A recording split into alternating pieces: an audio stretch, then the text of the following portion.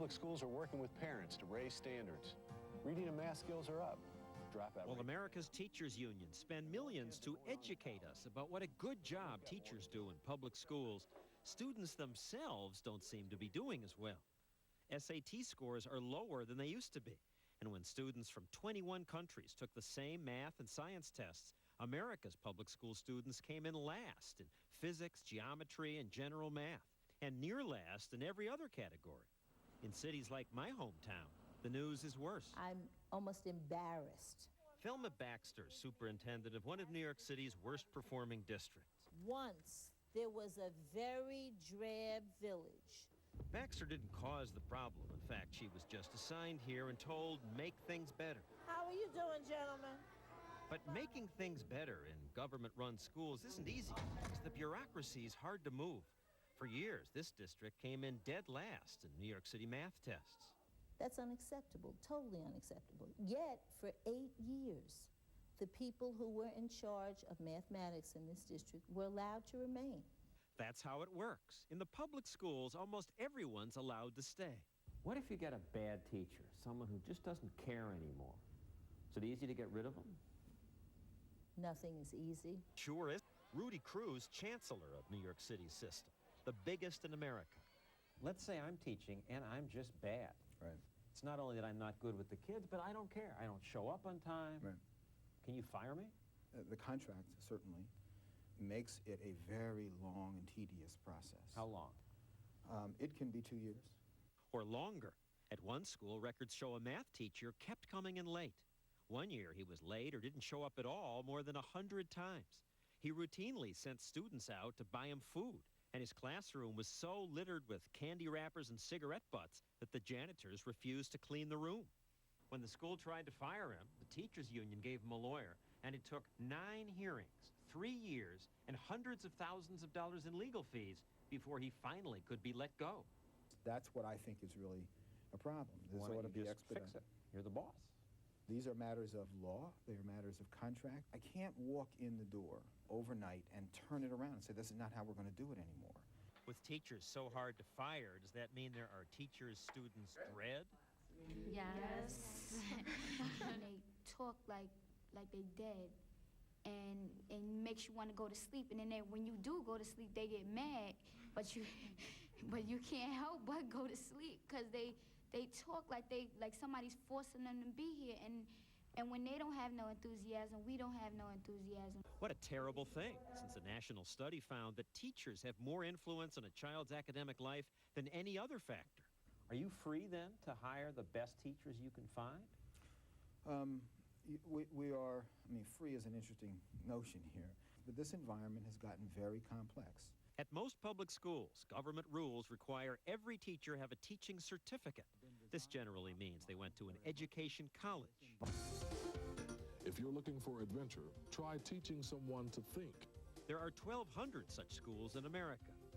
The teaching colleges are a sinkhole of stupidity. Author Martin Gross spent the past few years studying teachers' colleges and concluded that the educational establishment is conning us with what he calls a conspiracy of ignorance. Gross says even teachers with advanced degrees can't teach well. 54% of all our teachers have a master in education. That's a zero qualification. A master's is a zero qualification. Zero a master's qualification. degree.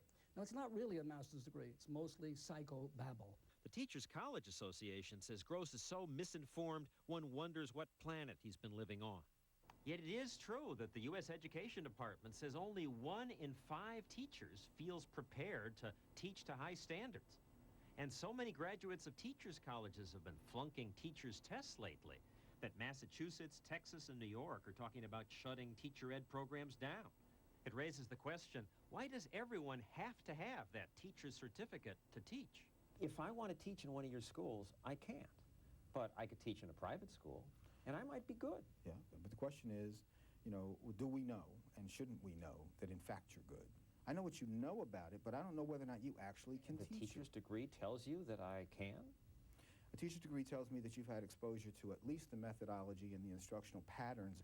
We've got to stop treating public education like they're just any old body can do this, because I'm telling you they cannot. I favor tough teacher testing. Testing's the answer, say many politicians. I think that it's important that we have teacher testing. Testing's not the answer, say many teachers. This summer, the Massachusetts Teachers Union staged this protest after about half the state's new teachers flunked the competency test and kept flunking. Once again, the numbers are dismal. On the test, teachers misspelled words like horrible, compromise, and universal. Anyway, say the protesting teachers, our skills are not the problem, it's the size of the classes. Are you going to tell them that class size... My classroom for one day, by himself, and then let's talk about teacher testing. Teachers' unions are generally skeptical of teacher tests. Are there incompetent professionals in the classroom? Certainly, there are a couple, just as there are probably incompetent television announcers. Paul Schnaubelt heads a teachers' union in San Diego. The majority of this population is well-trained, engaged in their profession, believes in what they are doing, and accomplishes amazing things even when the public won't support them. ABC's 2020 is looking for volunteers to take a... We tried to create a national teachers test with the help of our affiliates. Problem is, in city after city, teachers refused to take the test. Of the only 86 who did, some did well, but 15% did not know that President Clinton had been governor of Arkansas. 2 thought Brazil was in Asia, and 5 thought Shakespeare wrote Shakespeare in Love. I think most of the teachers are competent. This group of teachers didn't take our test, but they're suing New York over the use of tests like the NTE to determine benefits and pay. Some of them failed it repeatedly. I've taken the NTE probably 20 times, maybe more. Have you passed? I didn't pass the NTE. When they came out with the LAST, I passed that. I've taken it numerous times. I lost count. Well, usually if you take something and you fail, you study so you can pass. And there's nothing to so study what can from. You study? To go all the way back to learn something that I do not, I'm not a specialist in science, which is a good area. I love science. But my area is bilingual social studies. The test is racist, says the group, because many who flunk are minorities. Now I'll give you an example of a kind of question. Let's see if you get it. What is the hue of that wall? Hue, that means color? I'm asking you the question. Beige. All right. You're lucky, because based upon your upbringing, the word hue is understood to mean color. People who come from poor neighborhoods, those people may not have the enriched vocabulary that the people who make the test have. I can teach any grade, any class, anywhere, and I don't need to be tested. You test the kids. Why shouldn't we test you? If I'm tested by outsiders, that's unfair. Every day that we go into the classroom is a test. But what about a test? The test really doesn't prove my ability to teach. Is there one good test in all of America? It is not enough to just be tested. Let me give you an... Is there one test? There is no one test. Why should there be one test? I know many teachers who can pass a test who I have great reservations about whether they should be with children. They're suing, demanding their salary and tenure be returned to them. They can sue till the cows come home. It will never, never influence what I do in terms of trying to get the best, strongest, most competent, certified teachers in front of our kids. Even if the lawsuit doesn't influence him, their union contract sure will. Because even if they flunk and flunk again, they still get to keep teaching. That's why public education is a conspiracy, says Martin Gross. This conspiracy is the only system where the incompetent are protected. The children are not protected. They have to suffer the consequences of bad education. The teachers are protected.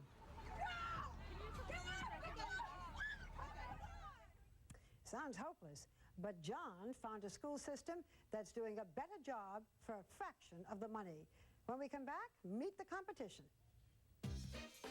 More students in the classroom, lower paid teachers. So why did these schools seem to work? John Stossel's Give Me a Break when 2020 returns. 49 days. Say, we all know more money is the answer. But as so often happens, what we all know is not necessarily so.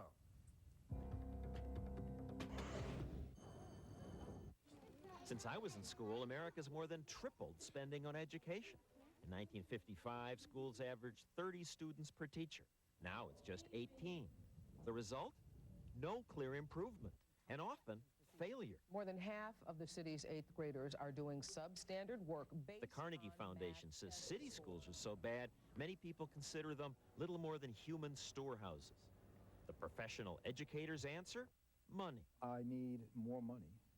The $8,000 per child New York already spends doesn't allow them to offer competitive salaries. Starting pay is around $30,000. Not enough. Not enough. There you have it. They need more money.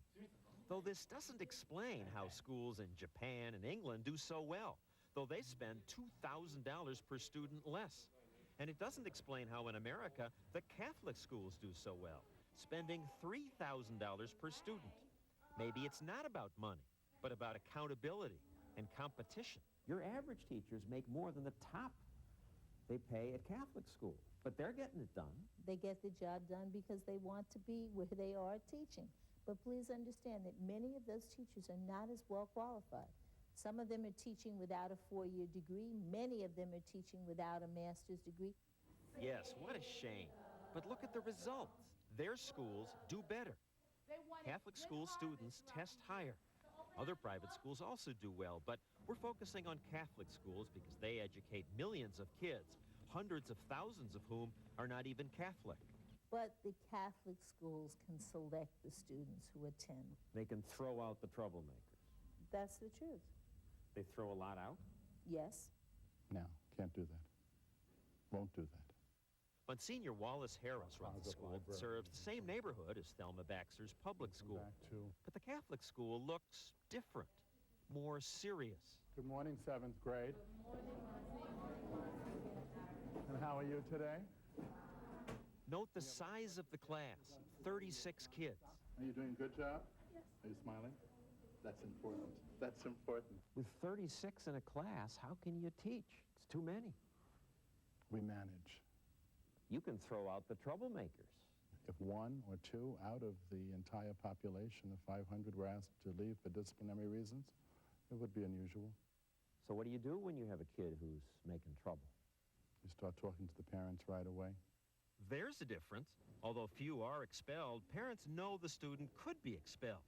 That focuses the mind. And schools know the parents can take kids elsewhere. That competition focuses the mind. The public schools are a huge government bureaucracy. This is headquarters, 10 floors, thousands of administrators. The big decisions are made here. Still, having so many experts doesn't prevent constant crises. Catholic school headquarters has only 29 administrators. So at Harris's school, he's in charge. You get to just make the decisions. Yes. You don't have to call the head of the school board, get permission. No. I'm expected to fix it right away. What if you don't? It'll be my head that rolls. You could be a genius, and you couldn't fix this. This is a Soviet-style bureaucracy, a government monopoly. And government monopolies never serve their customers well. And don't try to create the notion that there's failure and robust failure sewn within the fabric of public schools by comparison to Catholic schools. It's just not true. He's right. It's not true that all public schools are failing. Some do good work. But the big truth is that in city after city, Catholic schools do better, spending less than half as much. Catholic schools offer fewer union job protections, and that can make a teacher or principal nervous. But it sure seems good for the kids. 98% graduate versus 49% for the public schools. The government school monopoly has promised reform after reform, but repeatedly failed. Now we should give them more money? Give me a break. Let's try something different. Speaking of something different, probably every presidential candidate will have education reform as part of his platform. And that's a great thing. They should do something. To leave it to a one-size-fits-all bureaucracy that isn't doing very well is not a great idea. Let's have competition. Open it up. Let parents who aren't happy with their government school take their children somewhere else. Well, competition keeps you and me on our toes, right? It's true. So why not try it in the schools? We'll be right back. Hello, America. You know, years ago, there was an announcement before the local newscast. It said, parents, it's 10 o'clock. Do you know where your children are? In fact, there's still a station here in New York City that still does that. But I think the question should be changed now. Maybe a somewhat modified version. because I think it's more relevant today. Parents, it's 2010. Do you know where your children are and what they're learning? You should. There's a concerted effort now to indoctrinate your children with a progressive propaganda agenda, and it's going on right now, and it is everywhere. You'll see things on the Disney Channel or Nickelodeon, you know, the global warming agenda, and you're like, come on, SpongeBob, can you just talk to the crab? Many of our nation's schools are now hitting kids with a full progressive assault, and we as parents and citizens need to be aware. Yesterday, the National Day of Action to Defend Education took place. Wow. That sounds, I mean, it's who's not a defender of education? The rally website says the event was to protest against the current assault on public education. I didn't know there was one, did you? Yes. Tuition hikes, budget cuts, furlough days, intentional reduction in enrollment. So if it's really just about education and just, you know, protecting the kids, why did virtually every socialist and communist organization in existence support this event, including a couple of my personal favorites? First was the Students for a Democratic Society. Gosh, have you heard that before? Where did I hear that? I remember. Chalkboard, Tree of Revolution. This thing we've had for about a year. This is when we started first putting it all together. Look here, Bob Woodrow Wilson. Oh, SDS. SDS. This is where Bill Ayers came from. Van Jones, Dale Rathke, Wade Rathke. This was let's blow things up. And then Cloward and Piven said, no. Let's try to just collapse the system. The people who were the real radical SDS in the 1960s, Bill Ayers, did blow things up. They sponsored what was in your school yesterday for your children. Also, the Socialist Party USA, several progressive student alliances, and something called Fight Imperialism Stand Together, among many more. Why? It's a school function. I want to show you a list of some of the organizations involved. This according to the Rally website. Look at some of these organizations. Of course, all the unions were there. A faction of La Raza was there, a civil rights, Latino civil rights organization jumping on board. And they're apparently trying to turn this into an education is a right message. And they are using this platform to allow illegal aliens to use in-state tuition as their protest message. This organization is also involved.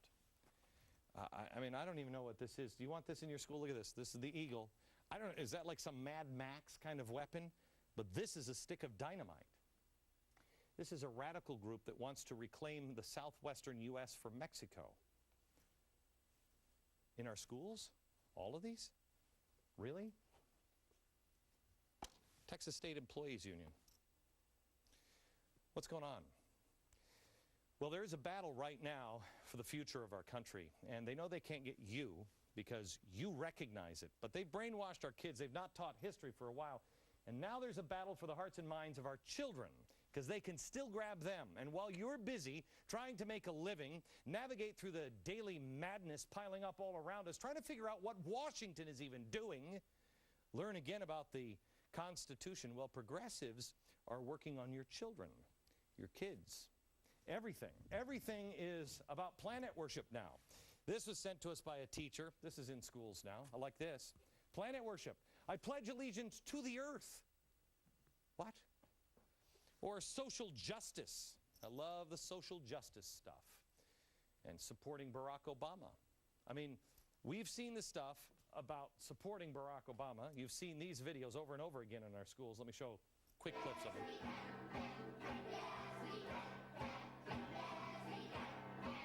Progressives and Obama are getting considerable help from our teachers and teachers' unions in public schools. You saw not only this one, but you also saw this, okay? These aren't isolated incidents anymore. It's not simply enough to indoctrinate them with the progressive agenda. They're now being told who to vote for, who to support. They're being told now, and this is the really evil, spooky part, they're being told now that they know more than you do, their parents. We have shown you that progressives like Al Gore have pitted their children against parents. This is Al Gore audio, smuggled tape recorder smuggled in by one of the students that went to this speech. The dad called me up and gave me the tape. Here's Al Gore, the Vice President of the United States, former Vice President, telling thousands of teens and preteens at an inaugural youth conference not to listen to their parents. Watch this. There are some things about our world that you know that older people don't know. What? What? Help me out with that one, Al. That's evil. I'm sure the parents appreciated, Al telling their impressionable children that they know more about life. Mom, the Vice President told me. Then we have Meghan McCain. She started out on Larry King Live, and she said this quick clip. I consider myself a progressive Republican. Okay, all right, like I'm a progressive Republican because it's for progress.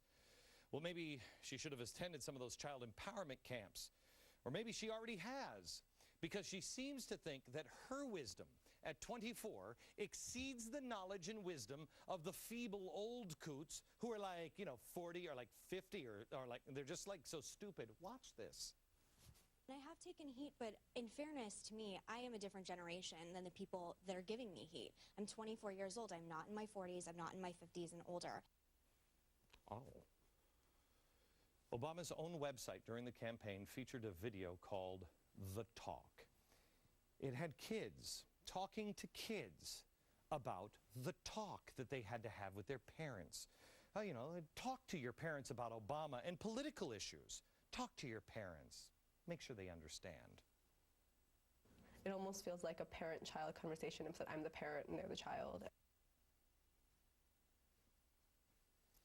The President of the United States encouraging kids, some on video that couldn't have been more than 14, to presume that somehow or another they just automatically have more knowledge, wisdom, and experience and political savvy than their parents do. It is despicable. Why are we standing for it? Think back when you were 14 years old. Yeah, forget 14. You remember when you were 24 and you thought you'd never die and everybody else was just stupid? Got it? Now think about what you knew then and what you know now. Even if you had an IQ of 500 when you were a teen or 21, 24 years old, you didn't have maturity. You didn't have reason. You didn't have logic that can only come with age and experiencing life. It's just not there at 24. Not that you're an idiot, but all of a sudden, if you're over 30 years old, gee, where did I hear that? Don't trust anybody over 30. Oh yeah, that's right, the radicals in the 60s who are now over 30 and running everything and teaching our children. If these people can convince our kids before they have a chance to develop their senses and have their feet in cement, he has a chance to change the mindset of this nation. That's what this president and his allies are doing. That's what they're trying to do. There is a Obama supporter. I don't want to even give his name. He's a big progressive. I'm just going to call him Eric, because every time I hold up a book on this show, people go out and buy it. I'm not going to help this guy get rich. He has written a book. I'm just going to call it Eric's Book. It's sold about 8 copies nationwide. The point is not necessarily the book, but the agenda in it, because it's happening everywhere. It's propaganda. And he's got this book and this video out that are propaganda pieces. And I'm telling you, they would make Joseph Goebbels proud. The video is dedicated to the twisting of youth in America and twisting them into not good citizens, but progressive zombies. Watch this. A new generation? A new generation is coming to power. I feel better about that. This is the generation he likes to call we, born between 1978 and 2000. He is aggressively trying to mold 95 million young minds into a massive, collective, progressive voting bloc. It would fundamentally transform America. Watch. We are more globally oriented. We're more ethnically diverse. We're more technologically adept. Better educated. Less politically partisan. And we're the first generation in American history to inherit a nation in decline. Wow. More globally oriented. Stop with your patriotic nonsense, Grandma. We're building a global citizen here. There's no need for U.S. sovereignty. That's for, like, old people. You know, like people over, like, 40. Like, I mean, hello. Remember, Eric in his book, Clown Show. He's having minimal impact, but it's a pattern, and you can find it everywhere, and it's permeating our schools. It is a message that is found throughout the progressive movement, that your children are better educated. I thought our schools were breaking down. How could they be better educated? They're smarter than you, just naturally, somehow or another, smarter than you. You can't begin to understand the things that, well, they do. You're not capable. I was also moved here by the less politically partisan line that was spoken here, when absolutely every line in this abomination is partisan leftist propaganda. Now, let's find out why they're the only generation to inherit a nation in decline. Watch this. Some of us are losing our homes. Our dependence on fossil fuels has polluted our environment. Our water is contaminated. And our health is endangered. Oh, boy. First of all, I hate anybody to lose their home, but could there be a reason for it? Oh, I know. Your uneducated dad, he's probably just not smart enough to hold down a job or join a union. I mean, he's probably much older than 25. And then there's the environmental hogwash. I don't know about you, but I just can't get enough of this discredited hoax. Our water is contaminated. Really, let me show you this. Hey, kids, do you know what this is?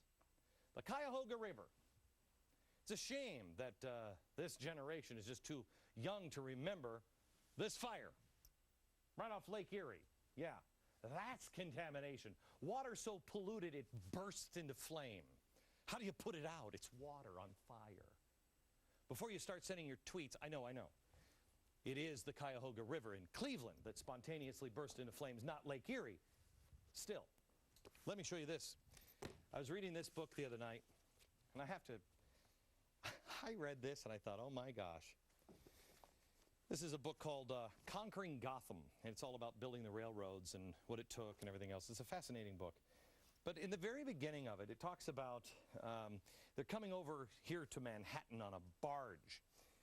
And there's this little journal entry from about 1890. It says, today all went smoothly, the ferry engines slowing as the vessel nestled expertly into the railroad dock, where the oily river, full of refuse, bits of wood, straw from barges, bottles, boxes, paper, occasionally a dead cat or dog, hideously bladder-like, its four paws stiff and indignant towards heaven, lapped at the pier. Really? You guys are the first? This is the first generation to have polluted water? The point is, our lakes, rivers, streams, virtually all waterways are much cleaner now in America than they were 20, 30, 40, 100 years ago. Fire! It's on fire! Why isn't it on fire today? Because our standards are higher, as is awareness. Companies can't just dump wastewater into supply water anymore. I mean, unless you're doing business in China, you don't do that. Nearly everything that we do now is cleaner than ever before. I'm tired. I am tired of people feeding my children this tripe, the lies. As a parent, I've got 4 kids.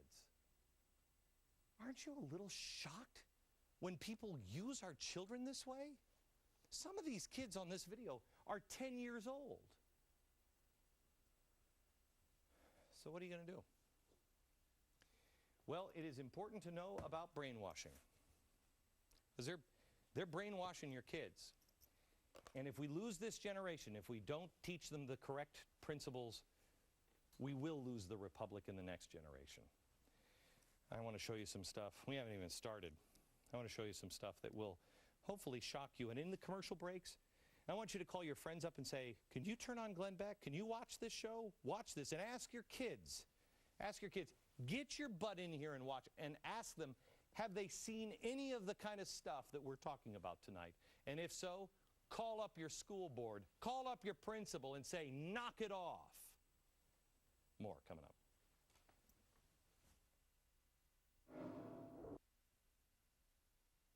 At the top of the show, I mentioned there was a national education rally yesterday. It was billed as a campaign to save education in America. Well, who's not for that? Some of the protesters probably genuinely care about the future of education in this country, but I assure you, those who organized and coordinated this event care even more, but not for the same reasons. Their motive had nothing to do with budget cuts and everything to do with social justice and Marxism. I want to show you a couple of the posters that they put up. Defend public services. Defend public education. Students and workers unite. Wow, workers unite. Get up and stand for an education. Education is a right. SDS.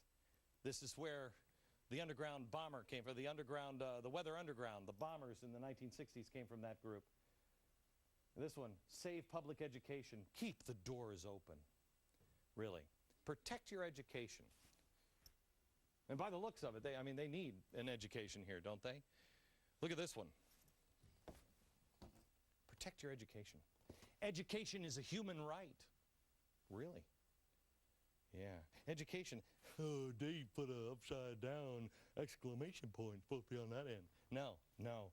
It's weird because that's almost like it's appealing to people who speak Spanish, isn't it? But notice the smaller print here.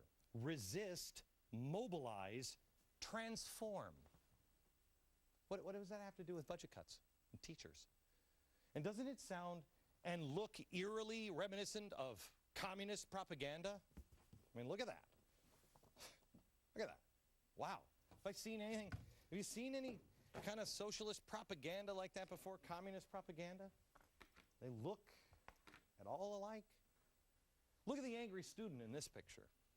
I mean, looks like she got the resist memo, or maybe her teacher just wouldn't let her text her BFF during class. I don't know.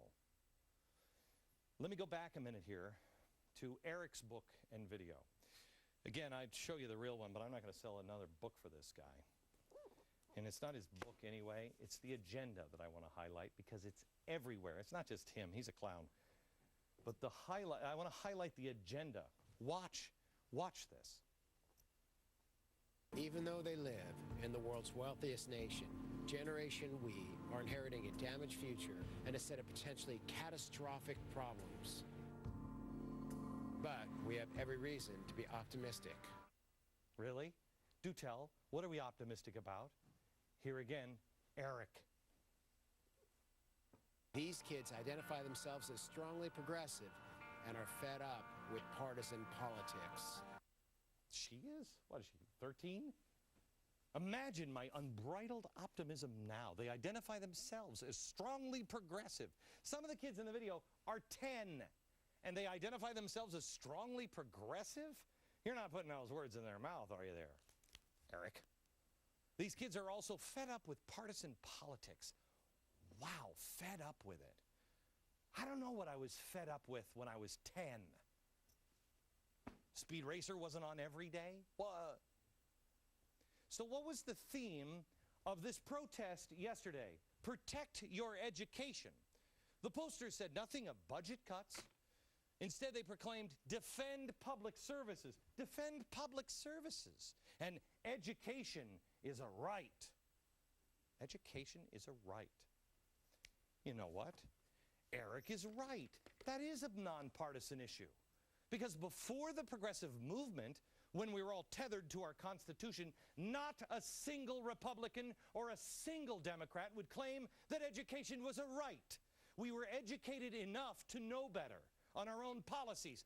But the school system, they've erased all of that. We don't even teach our Constitution anymore. This is a glimpse of what lies beneath all of it. It is easy to attract people to a cause seemingly as noble as save an education. Who sits there and says, I'm against education. I want kids to be big fat dummy dum-dums. Nobody. But education is not a right, it's a privilege. How many of our students even look at that right as a privilege? They sit there, they don't listen. Because they don't have to earn it. Unless you earn it, you don't value it. If something's given to you, you don't value it. Our founders fled their oppressive countries specifically so they could escape the chains of big government that tried to control and provide everything. Read Benjamin Franklin. Do I have the Benjamin Franklin? No. There's one of these called The Real George Washington. There's another one called The Real Ben Franklin. It's fantastic. Read the compassion of Ben Franklin and how he talked about the poor. He wrote letters all the time back to England saying, you people are enslaving the poor. Stop it. Stop keeping them down for your own political purposes. This is really why the president has such a problem with the Constitution. He calls it a charter of negative liberties. Negative liberties. It is. They wanted a government that would guarantee what they wouldn't do to you. How many governments screw people? How many governments have we had on planet Earth over and over and over again that kill people because they disagree, or because they're not the same, or because they won't conform? That's what our founders were trying to stop. They didn't say what they were going to force on you. They said, stay away. It is a charter of negative liberties. And anybody who understands the founders would be proud of that. And for those who call an education a right, and you're teaching our youth, our immigrants, and anyone else who hasn't paid attention to history, they are teaching them that the government is a grantor of this right. Really? Well, gee, everything's upside down. This is the ideology that caused freedom-loving people to search for a new home. Do you realize how freaked out they were when they came across the Atlantic? They didn't want to come here. The Pilgrims got down on their knees and they're like, no, no, no, no, no, we can't go to North America. It'll end in cannibalism. It'll end in the Indians killing us all. They didn't want to come here. They were seeking to get away from a government that told them exactly what to do. They knew the only one that could tell them what to do was God. It's making us vulnerable. And they're teaching it to the most vulnerable.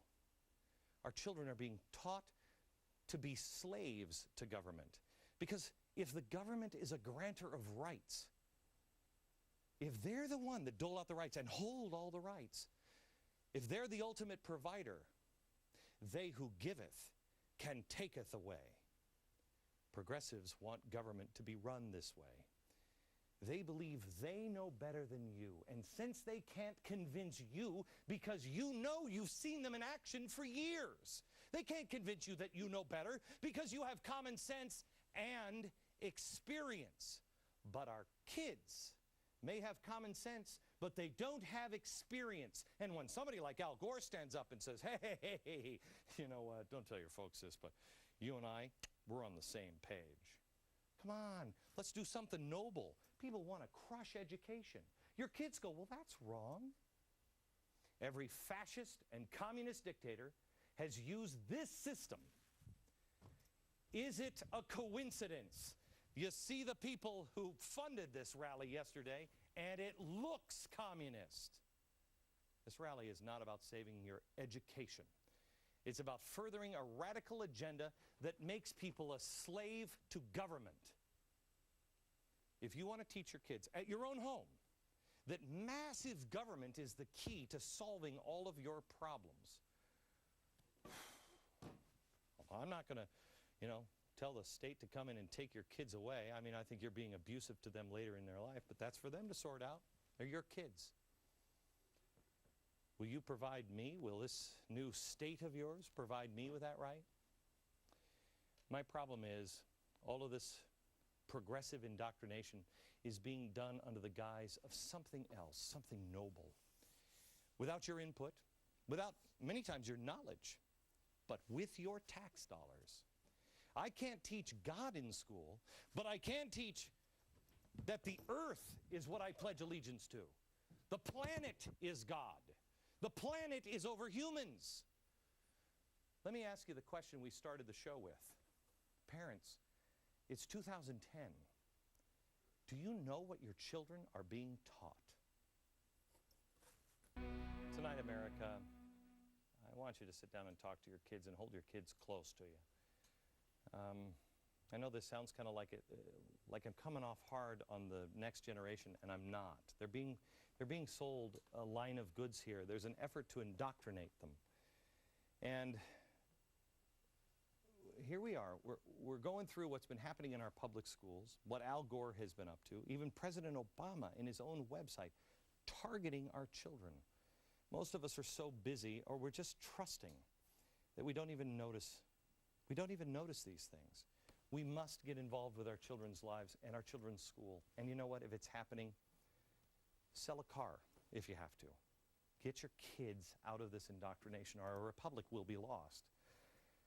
Here's our president, Al Gore, telling us to essentially take the parents, take them aside, your kids. Go talk to your parents. Educate them a bit. Watch. After 2004, I was furious, and my parents didn't want to do anything. It was a little bit awkward. You're telling your parents who have raised you, who have given you these talks, they need to do something different. I imagine it would be hard. It would be awkward to tell your parents to do something different.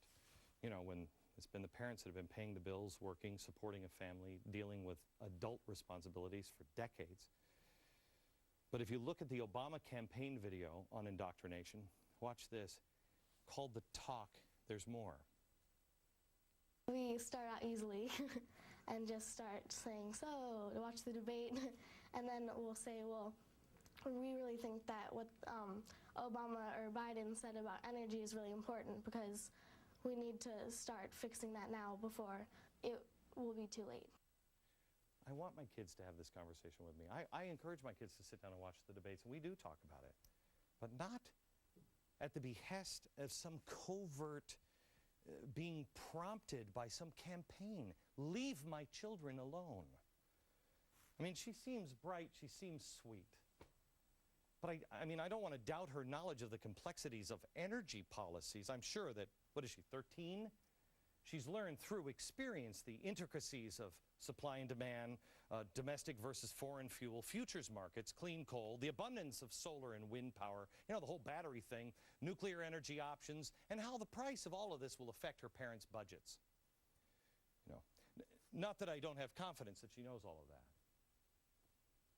And I have confidence in the intelligence of our youth.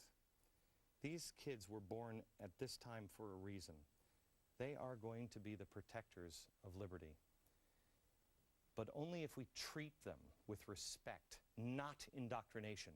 Give my child the facts on both sides. Let them, don't teach them what to think, teach them how to think, how to find the answers for themselves. Stop indoctrinating my children. Take a look at these posters again. I love these posters.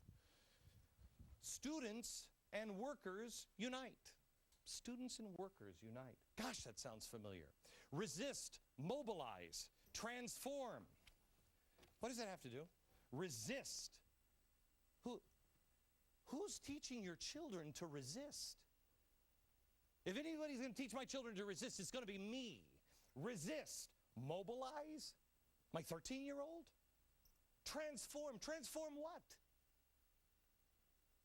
They don't just sound socialist and communist. They are, as indicated by the artwork. And here, the SDS symbol, Students for a Democratic Society. It's a revival of the radical socialist 60s group, except they're not targeting just in college. They're going after your kids in high school and elementary school. Not only is this effort an overall effort to attempt to infect our kids with progressivism, we've been showing it to you. It is pitting child against parent. I mean, you know, I've been telling my producers for a while, there are many things that I believe that I shall never say, but I shall never say the things that I do not believe. And I've told them, as things get worse and worse, there will be things that are going to come out of my mouth that you'll go, okay, you're not really going to say that. This is one of them. Malachi, chapter 4, verse 6. Look it up. It's in the Bible. We are told, quote, "And he shall turn the hearts of the fathers to the children, and the hearts of the children to their fathers, lest I come and smite the earth with a curse. Let me break it down so all the progressive bloggers don't get it wrong. Here's exactly what I'm saying. If you are turning the hearts of the children against their fathers and mothers, that is evil, spelled E-V-I-L. In fact, in your little blog, I'd write it as capital letters, evil. It's everywhere. You just don't see it. Let me go back and play the bald communist I've been playing this week from the Brecht Forum. Listen to what he says carefully. When we say, what is your politics? I am a socialist. I demand that we have health care for people, and it's not a demand that's negotiable with insurance companies. We will take your insurance companies. We will take the farms in this country. We will shut down the military apparatus of this country, and I'm tired of being told to stuff my anger back in my pants. I don't want to hear about his pants anymore. In this, we've played it this week. He talks about it's all going to fall apart, and they have to affect disenfranchisement. Effect disenfranchisement. We, the youth of the United States, believe our birthright has been betrayed. Our inheritance has been squandered. We will not accept a cruel and unfair future of incomprehensible debt, punitive taxation, economic disparity, military conflict, chronic disease, and environmental disaster. I don't even know where to begin on that. I'm glad that they're going to be able to solve all of those things. We've only been trying for millions of years here on the planet. The birthright has been betrayed. Their inheritance has been squandered. Important. Remember, everybody gets a trophy now. You deserve it. You have it coming, not my child. Their inheritance has been squandered. Wow, I'd be hacked off as well. I mean, I tell my kids, if I make money and I have it, I'm spending it all or I'm giving it all to charity. You ain't getting anything, kids. Nothing. Go out and earn it. Earn it. If I had all of those things coming to me automatically and somebody betrayed me and squandered it, wow, I'd be pissed. But having been born in another generation, and I know I'm an old man now, but in my generation, we were taught that you had to earn things. And eventually, maybe you'd obtain them. We have been part of the problem. We need to sit our kids down if they're old enough and tell them, guys, the world's changing. And we made mistakes. I mean, it's the progressives who taught us this. They taught us to tell our kids, oh, no, everybody gets a trophy. We all knew not everybody gets a trophy. Not everybody gets a corner office. We knew it, but we wanted to believe it because it made our life easier. I did it too. Sit your wife or husband down. Have the talk. Have the talk with your kids. Our kids are being brainwashed with the concept of, I showed it to you before, earth worship. Earth worship.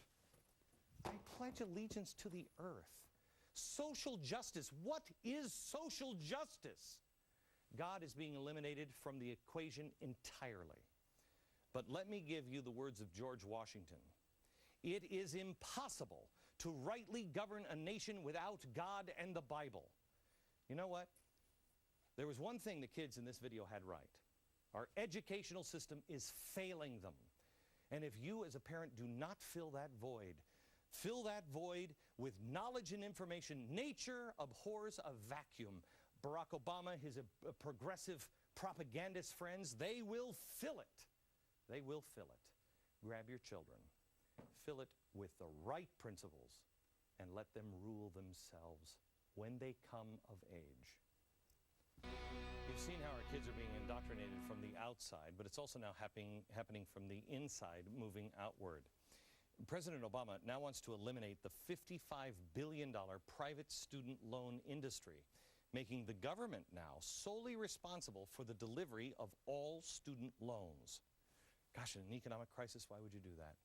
Critics are concerned now about the consequences, like these. Pressure that small community colleges will have to grant course credit to students who would or should not otherwise get it. How about pressure on colleges to offer classes that they don't usually offer? The Intercollegiate Studies Institute tells us that college graduates are less likely to believe anyone can succeed in America with hard work and just perseverance. Really? America has always been a place where we can teach correct principles and let individuals govern themselves, but not if they've been indoctrinated first. Welcome back to a one-hour special on the indoctrination of our children in America. This is one of those shows that I ask you to share with a friend, please. DVR it, share it with a friend. Call them now if you have to. It'll repeat soon, I'm sure. It's important for people to see, and this next little package here should explain why. It's the fourth principle of the 9/12 movement. The family is sacred. My spouse and I have the ultimate authority, not the government. But the government and its progressive allies read that principle in reverse. Our children are being indoctrinated, and it must be exposed. It must end because history has shown us where it can lead.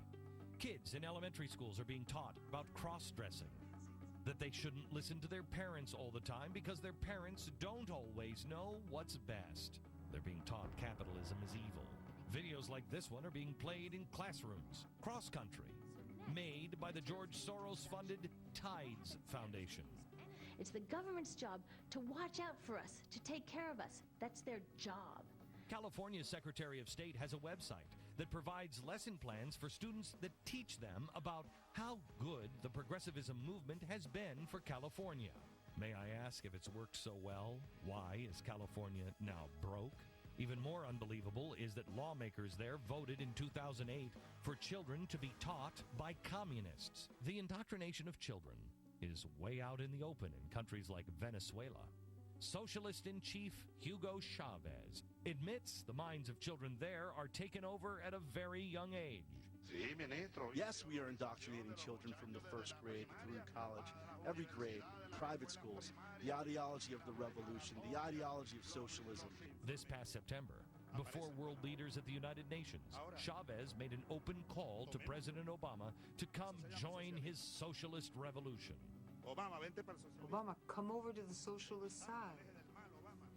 Come join the axis of evil here, and we'll build a real economy at the service of the individual. You can't do this with capitalism. But for some reason, Americans are beginning to believe the president may not need too much egging on to become a socialist. So all the young people are here. I want you to know what I'm going to be asking for. I'm going to be asking for all of you to serve this country. Serve in the military. Serve in the Peace Corps. Serve in the homeless shelter.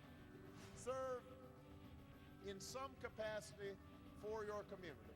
America, we must first educate ourselves about what's going on and the true history of our nation.